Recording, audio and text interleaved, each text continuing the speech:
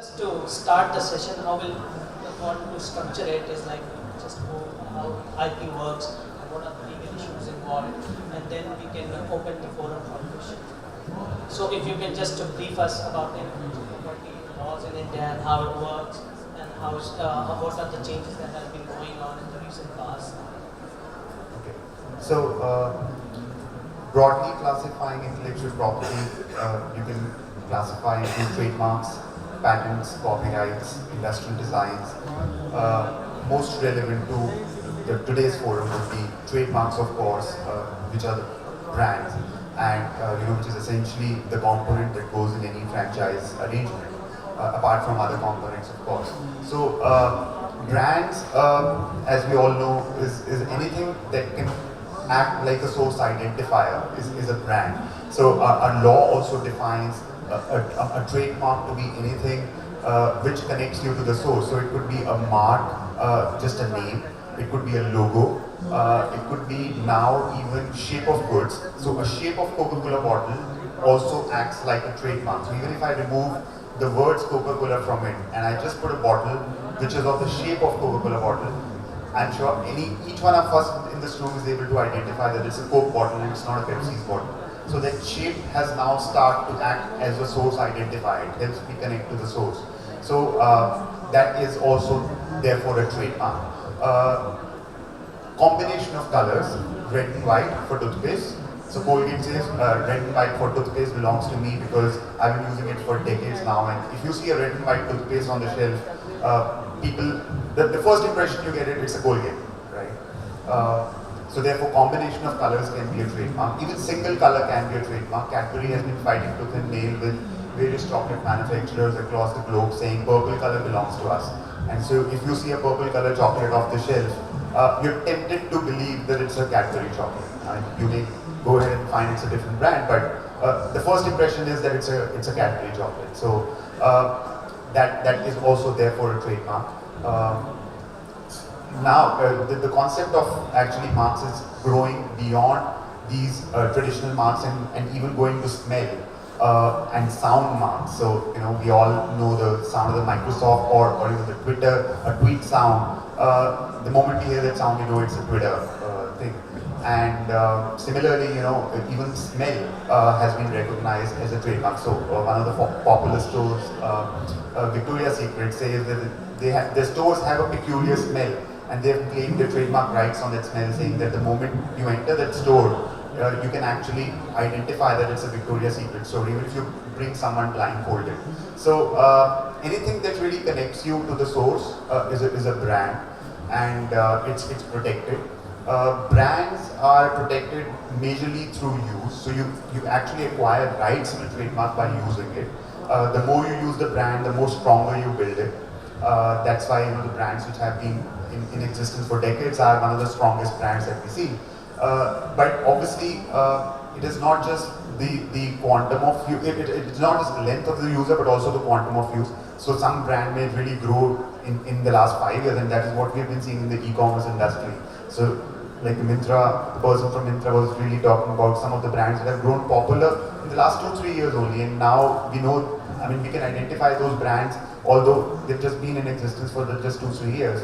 So the quantum of use, the extent of usage, the length of user, you can also protect these brands through a registration process. So there is an application that you can file before the registrar of trademarks and say that I want to register this brand. And what registration really gives you is an exclusive right to use the trademark. So you can file an application. The process is a little time consuming. It takes about 2.5 years or even more at this point of time. But your rights actually begin from the date of filing of your application, or the date in fact you started to use the mark. So what registration really gives you is the benefit of enforcing your rights in the brand. So when you go to a court of law, you don't really need to show that your brand has acquired goodwill, it has come to be associated with you. If you have a registration certificate, that kind of certifies that you are the owner of the brand, and that is the end of the matter. You don't need to prove anything else beyond that. So registration really gives you that advantage, and amongst many others which we can talk about. So this is a little bit about trademarks and you know how they operate. You can you acquire rights in the brand by virtue of using it, but you can protect it through a registration. Then you have copyrights on the other hand. Copyrights literally protects almost every element of any work that you can possibly think of. So there are broadly 5 heads under copyrights. It's any literary work, so any poem, any article, any write-up, a concept note is a literary work, so that gets protected under the copyright law. And then you have artistic works. So any logo that you create, you know, it's a work of art, and any painting that you create, and literary merit of the work, by the way, is irrelevant. So you don't need to be a Picasso to have a copyright on your painting. I mean, it may be the worst of the painting ever, but if you have created it, if it has originated from you, if you have not copied it, so therefore that logo becomes your property. You have copyrights in it. Similarly, the next category of works is musical works. Any type of a musical work that you create, any cinematograph film or a sound recording, which may not be of relevance here, but these are broad categories of works that get protected under the copyright law. And then on the other spectrum, you have industrial designs. So any product that you create, so for instance, all pens will look the same. They have to be convenient to hold so that you can write. They will have a pointed tip. I mean, they all will have same features, but they all, at the end of the day, look different, right? So every pen maker would have created a separate design, a new design, and those kind of designs, the look and feel of the product, the aesthetics of the product can also be protected under the Designs Act. So here there is a little bit of overlap between the trademarks and the designs law. So like the shape of the goods, I said, can also act as a trademark and get protected under the trademark law. And the shape of the product, the look and feel of the product can also be protected as an industrial design and get protected under the Designs Act. So yeah, these are the broad categories of intellectual property. I would like to also, if you can throw some light on how the infringement courts take care of that in India. What is the legal recourse if there are infringements of intellectual property rights? Okay, so obviously, if you have a right, obviously the courts grant you a remedy to protect that right, and you can approach a court of law in almost all of the cases of infringement of IP. So we take one by one each of the IPs. So for instance, you own a trademark and somebody else has adopted not an identical mark, but even a closely similar mark. And when I say a mark, it need not be, as I said, just the word component. So for instance, you have a mark called Cadbury with a purple written in a golden font over a purple background, but somebody else has adopted a completely different name, let's say Namdhari, and it was one of the actual cases that I'm referring to, but written in the exactly same fashion, in the same stylized manner, the same artistic font over a purple background. So Cadbury filed a suit saying, this violates our rights. This looks exactly like a Cadbury product. Yes, the brand is different, but it still violates the overall look and feel in the packaging. And it was a case for a trademark infringement. So those kind of actions can be initiated. In trademark law, you can take both civil and criminal remedies. So therefore, you can approach a court of law and say, my brand is being violated. You can obtain an injunction against the infringement, saying where the court will direct an infringer to not to further manufacture or sell the infringing product. And usually those kind of injunctions are at least in the Delhi, are very, very easy to get.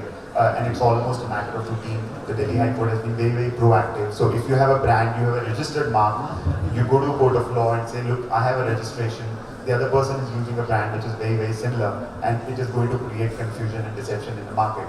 So it is almost inevitable that you get an order on day one and the infringement is stopped, is ordered to be stopped.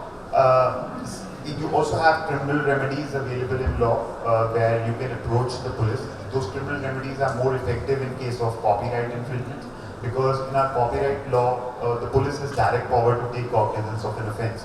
What it really means is that you do not need an order of the magistrate for search and seizure. The police can directly go. They are authorized under the Act, Copyright Act itself. They can go and they can seize the infringing goods. They can arrest the infringer. They can take all of those actions.